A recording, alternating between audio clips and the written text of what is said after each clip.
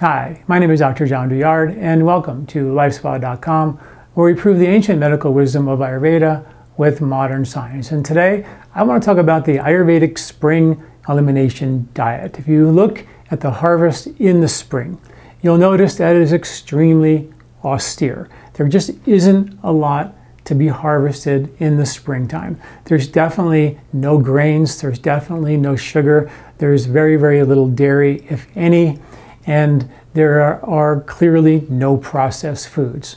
So the diet that I'm going to ask you to eat for at least 1 month this spring, maybe the full 4 months of March, April, May, and June, if you're up for it, is to eat a no grain, no dairy, no sugar, no processed food diet. It's really just that simple. We'll get into some of the details, and I've written an article associated with this video that gives you a step-by-step plan with all the foods you can and cannot eat if you want to kind of drill into the details. But that's the basic rule. No grains, because when you think about it in nature, there are literally no grains available now this time of year. They are harvested in the fall.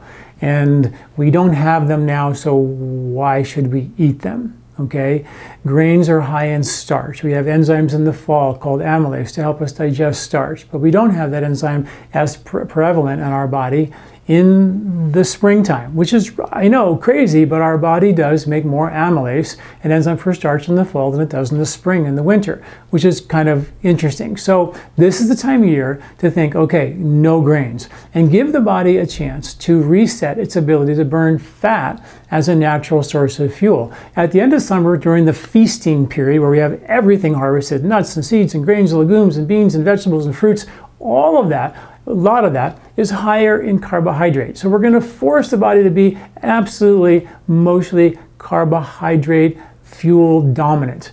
But come springtime, when there's really very little food, and the natural famine period of calorie restriction, intermittent fasting, time-restricted eating, all of that ties into a time where we force the body to burn fat as fuel.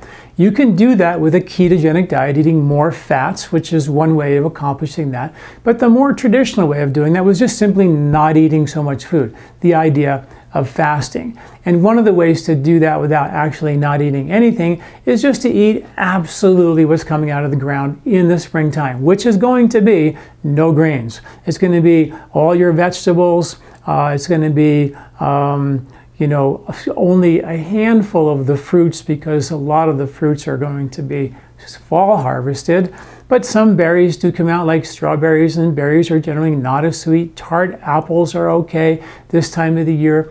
And what's interesting, and clarify that a little bit, obviously apples are fall harvested too, but they're also loaded with fiber. They're also, if you get a tart one, they're not so sweet. And they have the exact same qualities that we're looking for in the springtime. So in the spring and the fall, these apples provide sort of a cleansing benefit. And so Ayurveda mapped out the foods from around the world and then put them into the appropriate diets. So it gives us the luxury of eating foods like avocados in the winter, for example. A good example of a high-fat food that you can get in the wintertime where it wouldn't be grown here. So that's what Ayurveda has done, is kind of given us the luxury of eating some other things like fruits. But even though the fruits and the berries and maybe some of the citrus fruits, which are also, winter, spring harvested, amalaki, another berry that's kind of winter, spring harvested, we still want to eat those in moderation, but you can still have them in the diet. The golden rule during this 1 month elimination diet is to basically eat no grains, and that's all grains. No dairy. And why dairy? Well, in the spring, the cows usually are giving birth, and the mama cow is giving 100% of the milk to the baby cow for at least the first 3 to 4 months of their life. Even most of the respectable dairies give the calf at least 3 or 4 months of 100% mother's milk at that time, which I think is, obviously really, really important.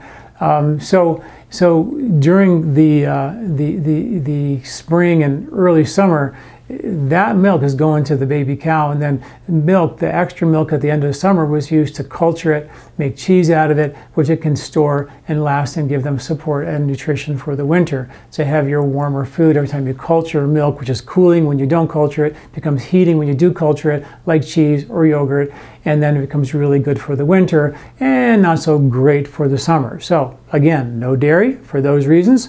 No grains for the reasons they're just not here. Beans are actually okay. In Ayurveda, beans are on the spring list, not on the, because they're very gas producing. The only bean that's not on the spring list is the split yellow mung beans, one we use in the khichdi. And when you split the bean and the husk falls off, the gas producing properties fall off, and the mung beans have these certain anti-flatulence factors which help them not produce gas. So they're actually okay year round. But all beans are generally, available or on the spring grocery list to be eaten in the spring. If you have trouble with grains or with beans, then you want to think about sprouting them. And typically a bean would fall off the vine in the fall, lie there all winter, and then spring it would sprout and germinate, and you'd eat those bean sprouts and get hundreds of times more nutritional value, alkaline versus acid, easier to digest than it was as a full-blown bean. So that's another way to get your beans if you want that nutritional benefit.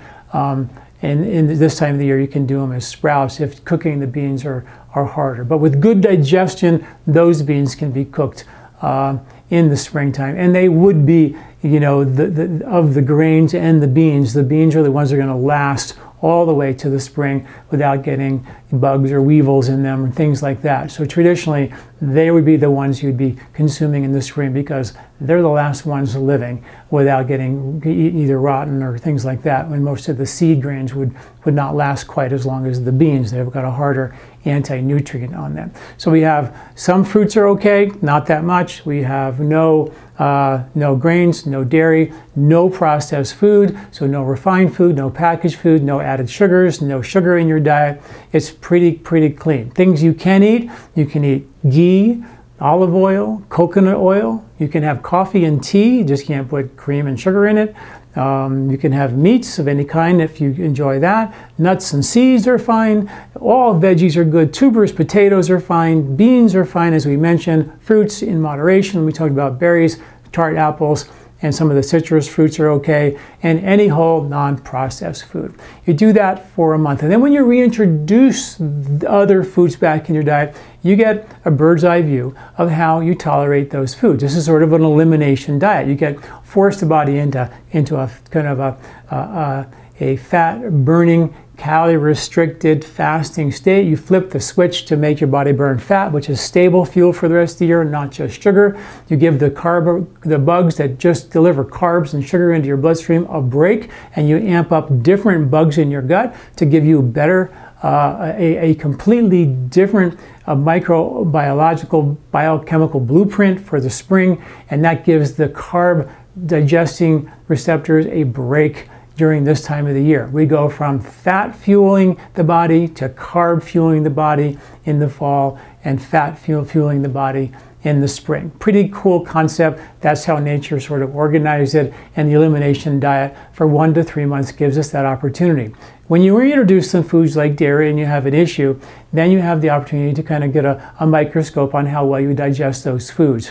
If you were to, say, for example, eat some dairy and you felt terrible, well, then you want to ask the question, was the dairy grass-fed? Was it homogenized? Was it pasteurized? What was the quality of that dairy? Because then that becomes, in a way, a processed food. So we want to remember, we're thinking about whole food, so you can reintroduce whole versions of these foods, not go back and get some bread from the grocery store and eat that bread and go, it feels terrible. Well, it could be the cooked oils in the bread, the preservatives in the bread, it could be a whole host of things. So we want to, before we throw bread or wheat or dairy or other grains out or nuts or seeds out of whatever it is we're putting back in, we want to make sure that we're eating whole versions of that, and that unfortunately we don't always get at the grocery store. So enjoy the 1, maybe 3 months. A lot of times after a month of doing that, you feel so good, you're burning fat, you've lost some weight, you're like, I'm good, I want to keep doing this for another month or two, and you can take it on right through the spring. Great to do this along with a cleanse like our short home cleanse or Colorado cleanse. Great to do this with some Ayurvedic fasting. I've written articles on Ayurvedic fasting. You can search that up on my website as well. Lots of ways to amp this up. I find that the elimination, spring Ayurvedic elimination diet is really easy to do. Anybody can do it. It's just eliminating basically a couple of things: dairy, sugar, and grain. That's really what it's about, and eat whole foods. And if you do that, you're going to have a great reset of spring fat burning and launch, stability and mood stability and better sleep and weight loss and blood sugar stability and mood stability right through the spring into the summer. All right, guys. Well, thanks for listening. I'm Dr. John Douillard. Do you like this video? Don't forget to subscribe and share. This recording is brought to you by LifeSpa, where ancient Ayurvedic wisdom meets modern science. Get access to free health video newsletters by Dr. John at LifeSpa.com. These statements have not been evaluated by the FDA. These products are not intended to diagnose, treat, cure, or prevent any disease.